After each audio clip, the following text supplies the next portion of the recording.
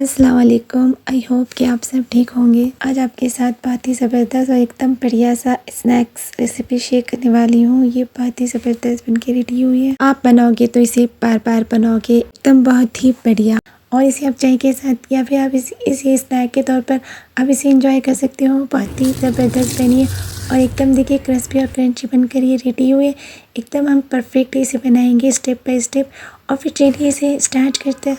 सबसे पहले मैंने मैदे का लिया है और इसे देखिए अच्छे से छान लिया है। तो 2 कप मैंने मैदे का लिया है और फिर इसी के साथ में हम 1 चम्मच नमक का डालेंगे और 1 चम्मच इसमें अजवाइन का डालूंगी और देखिए हाथों से इसे मसल कर ही डालेंगे। और फिर इसी के साथ 2 चम्मच ऑयल का डालेंगे या आप इसमें घी भी ऐड कर सकते हो।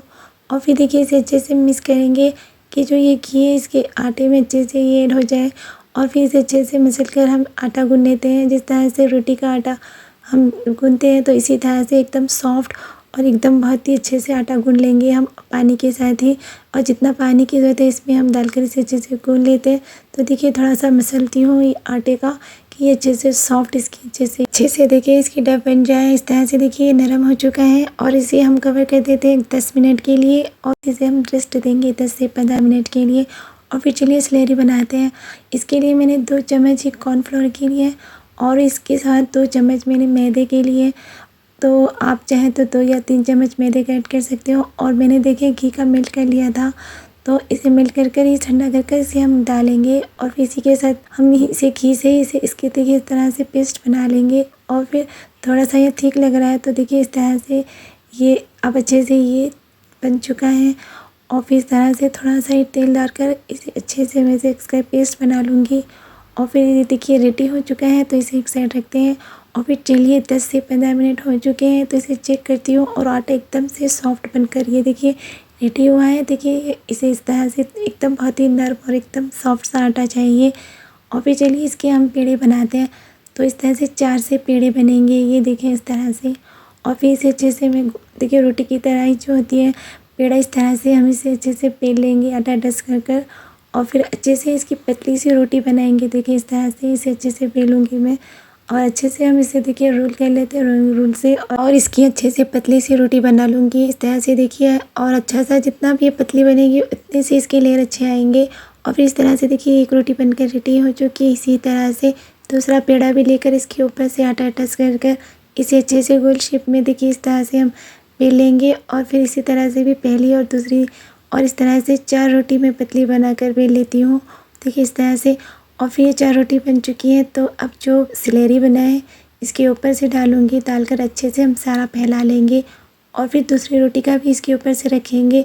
फिर तीसरी के ऊपर भी हम इसी तरह से दूसरा तीसरा और चौथी जो रोटी है इसी के साथ साथ हम स्टेप कर ये जो स्लरी है इसके ऊपर से अच्छे से मैं लगाऊंगी चारों साइड से। और फिर हम इसके साइड इस तरह से देखिए मोड़ देते हैं। तो एक चम्मच ही डालकर इसे सारा सा देखिए अच्छे से फैलाना है। और सारा सा देखिए इस तरह से फिर 2 साइड से और ये फिर चारों साइड से हम मोड़ेंगे और इसे अच्छे से बेल लेंगे। और फिर एक नाइफ़ लेकर इसे अच्छे से मैं कट कर देती हूँ। इसकी साइड देखिए इस तरह से हम किनारे निकाल लेंगे, रिमूव कर लेंगे। और फिर इस तरह से देखिए ये कट चुकी है और इसकी लेयरें भी देखिए नज़र आ रही है। तो चलिए चलते हैं फिर इसे फ्राई करने की तरफ। ऑयल का मैंने देखिए अच्छे से गर्म कर लिया था तो फिर इसकी हम फ्लेम लो कर देते हैं। और फिर ये सारे से एक करके सारे में से मैं डालती जाऊँगी और इसे देखिए अच्छे से हम फ्राई कर लेते हैं इसका कलर चेंज होने तक। और इसकी साइडें पलटना है और इसका फ्लेम बिल्कुल लो कर देंगे। और इसे देखिए गोल्डन ब्राउन की ही हम कलर में इसे अच्छे से इसे फ्राई कर लेते हैं।